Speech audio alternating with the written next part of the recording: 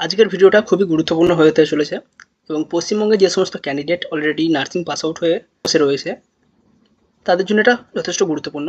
প্রায় 4,500 শূন্য পদে সিএইচও রিক্রুটমেন্টের একটি নোটিফিকেশান পাবলিশ হয়েছে। রিক্রুটমেন্টটি বিহার রাজ্যের হলেও পশ্চিমবঙ্গের ক্যান্ডিডেট এখানে চাইলে অ্যাপ্লিকেশান করতে পারবে। এখানে যারা বিএসসি নার্সিং, যারা পোস্ট বেসিক বিএসসি নার্সিং বা যারা GNM nursing pass out candidate, তারা যদি সিপিসিএইচ কোর্স বা 4 মাসের বা 6 মাসের একটি সিসিএইচ কোর্স করে থাকে তাহলে তারা এখানে অ্যাপ্লিকেশান করতে পারবে। যারা বিএসসি নার্সিং এবং post basic BSc nursing pass out, তারা যদি 2020 সালের পর পাস আউট হয়ে থাকে তাহলে তাদের কোনো কোর্স করার প্রয়োজন নেই।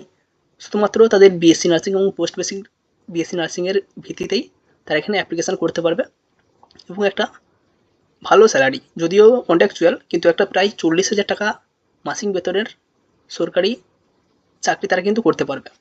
আমরা সমস্ত বিষয় এখানে আলোচনা করব।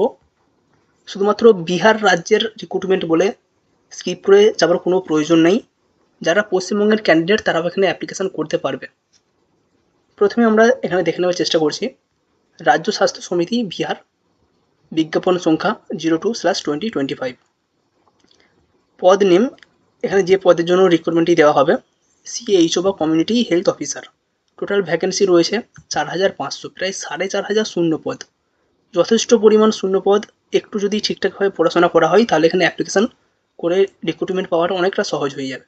আনরিজার্ভ ক্যাটাগরির জন্য সিট রয়েছে 979টি, ইডব্লিউএস ক্যান্ডিডেটের রয়েছে 245টি, এসসি ক্যাটাগরির রয়েছে 1,243টি, এসটি ক্যাটাগরির রিজার্ভেশন রয়েছে 55টি, এক্সট্রিমলি ব্যাকআউট ক্লাসের জন্য রিজার্ভেশন রয়েছে 1,170টি, ব্যাকআউট ক্লাসের জন্য 640টি, ওমেন অফ ব্যাকওয়ার্ড ক্লাসেস এদের জন্য রিজার্ভেশন রয়েছে 168টি।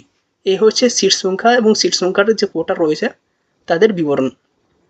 নেক্সট রয়েছে অনিবার্য শৈক্ষণিক যোগ্যতা। কী কী শিক্ষণীয় যোগ্যতা আমাদের একদম অনিবার্য অর্থাৎ ম্যান্ডেটরি যে সমস্ত এডুকেশনাল কোয়ালিফিকেশান লাগবে তার মধ্যে এখানে প্রথমে বলা হয়েছে বিএসসি নার্সিং, নেক্সট রয়েছে পোস্ট বেসিক বিএসসি নার্সিং এবং 3 নম্বরে রয়েছে জিএনএম নার্সিং। এবার যারা পোস্ট বেসিক বিএসসি নার্সিং এবং বিএসসি নার্সিং করেছে তারা যদি 2020 সালের পর বিএসসি বা পোস্ট বেসিক বিএসসি নার্সিং করে থাকে তাহলে তাদের আর কোনো আদার্স কোর্স করার প্রয়োজন নেই, তাহলে তারা এখানে ডিরেক্টলি অ্যাপ্লিকেশান করতে পারবে।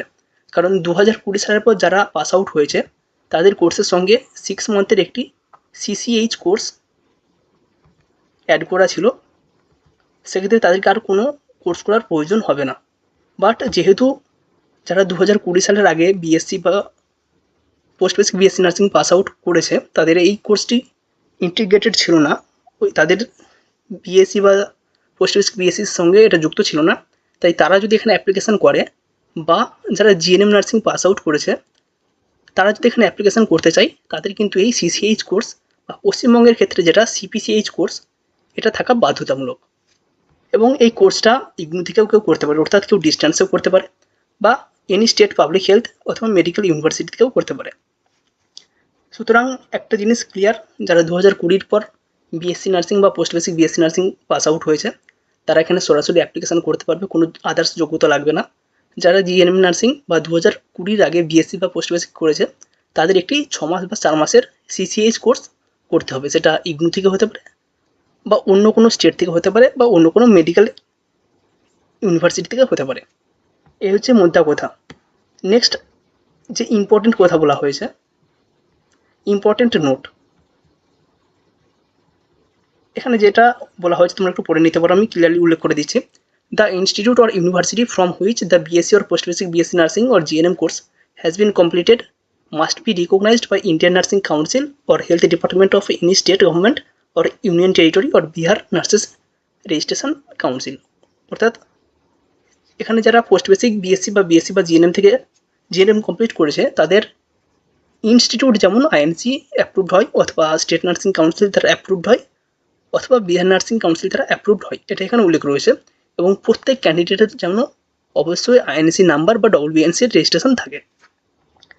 নেক্সট এখানে 2 নম্বর পয়েন্টে বলা হয়েছে, যেটা আমরা আগেই বললাম, 2020 পর যারা বিএসসি বা পোস্ট বেসিক বিএসসি করেছে তাদের অন্য কোনো আর যোগ্যতার প্রয়োজন পড়ছে না। এবং এখানে অ্যাপ্লিকেশান করার সময় 3 নম্বর পয়েন্টে যেটা বলা হয়েছে, upload or submit their permanent registration. Indian Nursing council বা ডব্লিউবিএনসি বা আদার্স স্টেট নার্সিং কাউন্সিলের যে রেজিস্ট্রেশন নাম্বার রয়েছে সেই রেজিস্ট্রেশন নাম্বারটা এখানে অ্যাপ্লিকেশন করার সময় প্রয়োজন হবে। নেক্সট 4 নম্বর পয়েন্টে যেটা উল্লেখ রয়েছে, এখান থেকেই মেন একটু ভালোভাবে এখানটা খেয়াল করার চেষ্টা করবে। Candidate who are not registered with Bihar nursing registration council বা BNRC but have other states nursing council registration. অর্থাৎ আমি যদি একটা উদাহরণ দিয়ে বলি, পশ্চিমবঙ্গের কোনো ক্যান্ডিডেট তার পশ্চিমবঙ্গের রেজিস্ট্রেশন সার্টিফিকেট রয়েছে কিন্তু তার বিহারের কোনো রেজিস্ট্রেশন সার্টিফিকেট নেই, সেক্ষেত্রে তারা যদি অ্যাপ্লিকেশান করতে চায় তাদেরকে একটি নন জুডিশিয়াল পেপারে 100 টাকা নন জুডিশিয়াল পেপারের একটি এফিডেভিট জমা করতে হবে। এখানে উল্লেখ থাকবে যে ধরো আমার ক্ষেত্রে যদি বলি, আমি ওয়েস্ট বেঙ্গলের একটি জিএনএম ক্যান্ডিডেট বা বিএসসি ক্যান্ডিডেট, আমি ওয়েস্ট বেঙ্গলে আমার রেজিস্ট্রেশন রয়েছে কিন্তু আমার বিহারে রেজিস্ট্রেশন নেই, এবং আমি যদি এখানে সিলেক্টেড হই 90 দিনের মধ্যে, জয়েনিং করে 90 দিনের মধ্যে আমি বিহার রাজ্যে আমার রেজিস্ট্রেশন করিয়ে নেব, এই কথাটা উল্লেখ থাকবে এখানে, সেটাই উল্লেখ রয়েছে, তোমরা একটু পড়ে নেওয়ার চেষ্টা করবে। 5 নম্বর পয়েন্টে বলা হয়েছে joining of successful candidate as CHO who are not registered with Bihar Nurses Registration council and have qualified to the basis on the basis of other state nursing council will be purely professional. যাদের Bihar nursing council registration নেই, অন্যান্য রাজ্যের কাউন্সিলের একটি registration রয়েছে, তাদের যে recruitment বা জয়েনিং হবে সেটা হবে পিওরলি প্রফেশনাল। আপাতত যাকে বলে একদম পাকাপোক্ত হয়নি সেরকম একটা বিষয়, আপাতত প্রফেশনাল থাকবে। 90 দিনের মধ্যে যদি সে বিহার রাজ্যের রেজিস্ট্রেশন করিয়ে নিয়ে তারপর সেটাকে সাবমিট করতে পারে, তাহলে তার জয়েনিংটা সিএইচ হিসেবে কনসিডার করা হলো, এখানে সেটাই উল্লেখ রয়েছে। 6 নম্বর পয়েন্টে বলা হয়েছে if the candidate fails to produce Bihar Nurses Registration Council registration certificate within 19 days of professional joining, continuation of his or her service will be subject to decision of State Health Society Bihar. অর্থাৎ 90 দিনের মধ্যে কেউ যদি বিহারের registration না করিয়ে জমা দিতে পারে, সেক্ষেত্রে তার চাকরি থাকবে কি থাকবে না সেটা পুরোটাই ডিপেন্ড করছে বিহারের স্টেট হেলথ সোসাইটির উপর। অর্থাৎ বিহার সরকার যে ডিসিশান নেবে যে তার আরও কিছু টাইম দেওয়া হবে কি না, কিংবা সে কাজ করতে পারবে কি পারবে না, সেটা পুরো বিহার সরকারের উপর ডিপেন্ড করবে।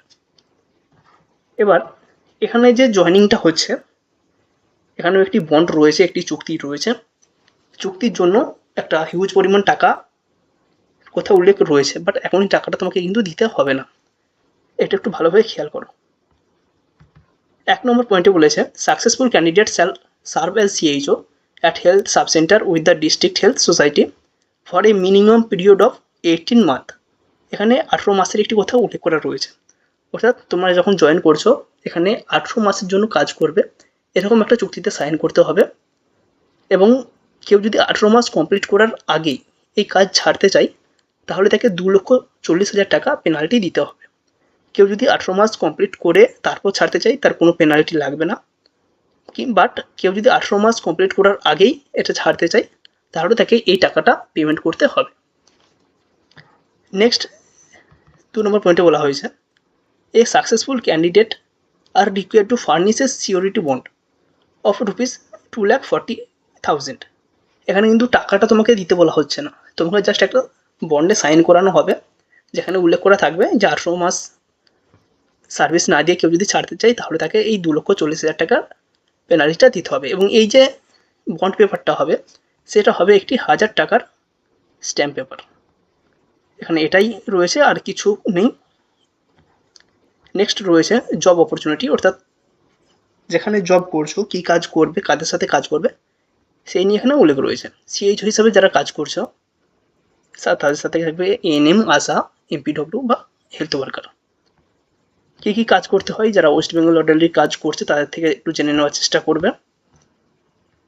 সামান্য নির্দেশ, এখানে যে স্যালারিটা দেওয়া হবে স্যালারিটা একটা যথেষ্ট পরিমাণ ভালো কন্ট্যাকচুয়াল, বাট স্যালারিটা যথেষ্ট পরিমাণ সম্মানজনক। 32,000 টাকা এটা ফিক্সড রেমুনারেশন, এবং তার সাথে 8,000 টাকা পিএলআই। কীরকম পারফরমেন্স করছো, কীরকম কাজ করছো তার উপর থাকছে 8,000 টাকা, এবং প্রতি মাসে 32,000 টাকা এটা ফিক্সড থাকছে। অ্যাপ্লিকেশন করার জন্য কিছুটা বয়সের ছাড় রয়েছে। যারা ইডব্লিউএস ক্যাটাগরি তারা যদি পুরুষ হয় তাদের ম্যাক্সিমাম বয়স হবে 37 বছর। পিছড়া বর্গ বা অত্যন্ত পিছড়া বর্গ অর্থাৎ যারা ব্যাকওয়ার্ড ক্লাস বা এক্সট্রিমলি ব্যাকওয়ার্ড ক্লাস তাদের জন্য 40 বছর ম্যাক্সিমাম। ইডব্লিউএস মহিলা তাদের জন্য ম্যাক্সিমাম 40 বছর। অনুসূচিত জাতি বা অনুসূচিত জনজাতি তাদের জন্য 42 বছরের ম্যাক্সিমাম বয়স ছাড় রয়েছে। নেক্সট আমরা চলে আসছি ফর্ম ফিল আপ কবে থেকে শুরু হচ্ছে। অলরেডি ফর্ম ফিল আপ শুরু হয়ে গেছে 5/5/2025 সকাল 10টা থেকে ফর্ম ফিল আপ শুরু হয়েছে। অন্তিম তিথি এবং সময় 26/5/2025 6টা বাজে অপরাহ্ন তক, সন্ধ্যে 6টা পর্যন্ত ফর্ম ফিল আপ চলবে।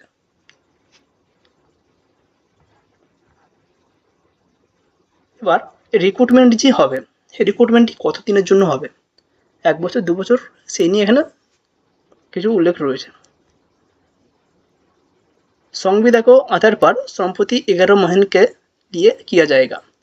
আপাতত চুক্তি অনুযায়ী 11 মাসের জন্য রিক্রুটমেন্টটি দেওয়া হবে। संतोषप्रद कार्य एवं सेवा के आधार पर संविदा अवधि को 60 वर्ष के आयु तक के लिए যায়। অর্থাৎ আপাতত 11 মাসের জন্য রিক্রুটমেন্ট দেওয়া হচ্ছে এবং কীরকম কাজ করছে এটা যদিও বা কোর্ট এরকমই উল্লেখ করা থাকে। আপাতত 11 মাসের জন্য নেওয়া হচ্ছে এবং কীরকম কাজ হচ্ছে, কাজ যদি ঠিকঠাক করতে পারে তাহলে থেকে 60 বছর পর্যন্তই NHM এর গাইডলাইন অনুযায়ী রিক্রুটমেন্টটি দেওয়া হবে। কন্ট্রাকচুয়াল থাকবে বাট তাকে 60 বছর পর্যন্ত কাজ করার সুবিধা দেওয়া হবে। संविदा को आधार पर নিয়োজিত ব্যক্তি সরকারি সেবক नहीं माना जाएगा। অর্থাৎ সে কিন্তু একজন সরকারি চাকরিজীবী, রেগুলার যে চাকরিজীবী অর্থাৎ যারা পার্মানেন্ট স্টাফ তাদের যে সমস্ত সুযোগ সুবিধা পায় তারা কিন্তু এই সুযোগ সুবিধা পাবে না। এবং পরবর্তীকালে संविदा को आधार पर नियोजित का बाद सरकारी सेवा में नियमितीकरण का उनका कोई भी दावा মান্য नहीं होगा। অর্থাৎ আপাতত যাদেরকে রিক্রুটমেন্ট দেওয়া হচ্ছে তারা যদি পরে কোনো প্রোটেস্ট করে বা সরকারি সুযোগ সুবিধা চায় বা তাদেরকে পার্মানেন্ট করার জন্য কোনো দাবি রাখে সেটা কিন্তু গ্রাহ্য হবে না। অর্থাৎ আপাতত যেটা কন্ট্রাকচুয়াল হিসেবে রিক্রুটমেন্ট নেওয়া হচ্ছে সেই কন্ট্রাকচুয়াল হিসাবেই থাকবে, তারা কোনো দাবি দাবা রাখতে পারবে না, এটা এখানে উল্লেখ রয়েছে। নেক্সট রয়েছে আরক্ষণ বা সংরক্ষণ, কী ধরনের সংরক্ষণ থাকে এবং সংরক্ষণ কিভাবে পাবে। संरक्षण पाওয়ার জন্য ऑनलाइन आवेदन करते समय आरक्षण का दावा करने वाले अनुसूचित जाति एवं अनुसूचित जनजाति के मामले में नियमित प्रमाण पत्र जमा करना अनिवार्य होगा।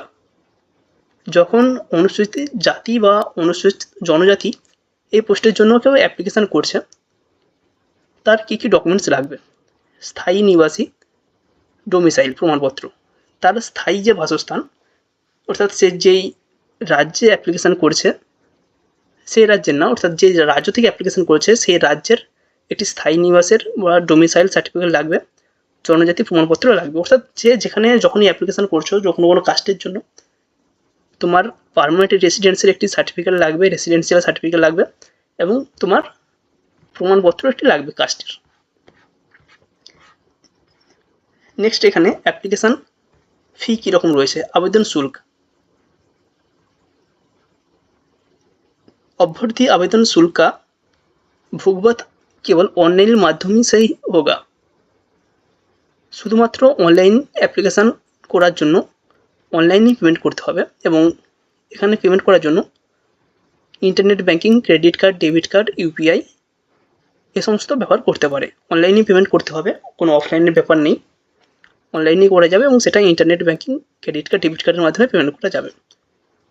কারা কত টাকা পেমেন্ট করবে, सामान्य वर्ग বা अनरिजर्व যারা ক্যাটাগরি রয়েছে, পিছড়া वर्ग, অত্যন্ত পিছড়া वर्ग, আর্থিক रूप से कमजोर वर्ग এই সমস্ত ক্যান্ডিডেট যারা রয়েছে তাদেরকে 500 টাকা পেমেন্ট করতে হবে। অনুসূচিত জাতি বা অনুসূচিত জনজাতি, বিহার রাজ্যকে স্থায়ী নিবাসী অর্থাৎ যারা বিহার রাজ্যে ক্যান্ডিডেট তাদের যদি কাস্ট সার্টিফিকেট থাকে তারা যখন অ্যাপ্লিকেশান করবে তাদেরকে অ্যাপ্লিকেশান করতে হবে অনুসূচিত জাতি এবং অনুসূচিত জনজাতির জন্য 125 টাকা। आरक्षित और अनारक्षित वर्ग के महिला উম্মিদদার বিহার রাজ্যকে স্থায়ী নিবাসী। বিহার রাজ্যের যারা সংরক্ষিত বা অসংরক্ষিত মহিলা, অর্থাৎ কোনো কাস্টের হোক বা কোনো কাস্টের না হোক, কোনো মহিলা যদি বিহার রাজ্যের স্থায়ী বাসিন্দা হয়, তারা যখন অ্যাপ্লিকেশন করবে তাদেরকে পেমেন্ট করতে হবে 125 টাকা। राज्य के बाहर कोई उम्मीदवार चाहे कोई किसी भी वर्ग से महिला और पुरुष हो 500 টাকা। বিহার রাজ্যের বাইরের কোনো ক্যান্ডিডেট, সে যদি মহিলা হয় বা পুরুষ হয় বা কোনো যদি তার রিজার্ভেশনও কোনো যদি কাস্টও থাকে, তাহলেও তাকে এখানে পেমেন্ট করতে হবে 500 টাকা। অর্থাৎ বিহারের বাইরের কোনো কাস্ট সার্টিফিকেট এরা অ্যাপ্লিকেবল নয় এখানে, সেটাই এখানে ক্লিয়ারলি উল্লেখ রয়েছে। এবং যারা পিডব্লিউডি বা হ্যান্ডিক্যাপ ক্যান্ডিডেট রয়েছে, তাদের যদি 40% বা তার বেশি পিএইচডি অর্থাৎ হ্যান্ডিক্যাপের কোনো সার্টিফিকেট থাকে, সেক্ষেত্রে তারা কিন্তু 125 টাকা পেমেন্ট করবে।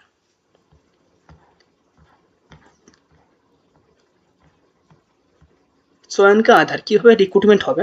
রিক্রুটমেন্টের জন্য একটি পরীক্ষা হবে, 100 নম্বরের পরীক্ষা, 80টি কোশ্চেন থাকবে এবং এটা একটি কম্পিউটার বেসড টেস্ট হবে, সিবিটি টেস্ট। 2 ঘন্টা সময় দেওয়া হবে। কোন বিষয়ে কী কী কোশ্চেন থাকছে সেটা এখানে উল্লেখ রয়েছে। জেনারেল নলেজের উপর থাকবে 20টি কোশ্চেন, প্রতিটা কোশ্চেনের মার্ক থাকবে 1। নলেজ অ্যাপ্লিকেশান ও রিজনিংয়ের জন্য 20টি কোশ্চেন থাকবে 1 নম্বরের। নাম্বারিক্যাল এবিলিটি 20টি কোশ্চেন থাকবে 1 নম্বর। টেকনিক্যাল এবিলিটি 20টি কোশ্চেন থাকবে 2 নম্বর। টোটাল 80টি কোশ্চেন থাকবে, 100 নাম্বার এবং সময় দেওয়া হবে 2 ঘন্টা। এর মাধ্যমেই সিবিটি টেস্ট হচ্ছে এবং সিবিটি টেস্টে যারা পাস করবে, যখন ডকুমেন্ট ভেরিফিকেশান হবে, একটি পোস্টের জন্য 2.5 অর্থাৎ একটা পোস্টের জন্য 2.5 জন ক্যান্ডিডেটকে ডাকা হবে। এই অনুপাতে ডাকা হবে ক্যান্ডিডেটকে ডকুমেন্টস ভেরিফিকেশানের জন্য এবং সেখান থেকে রিক্রুটমেন্ট হবে।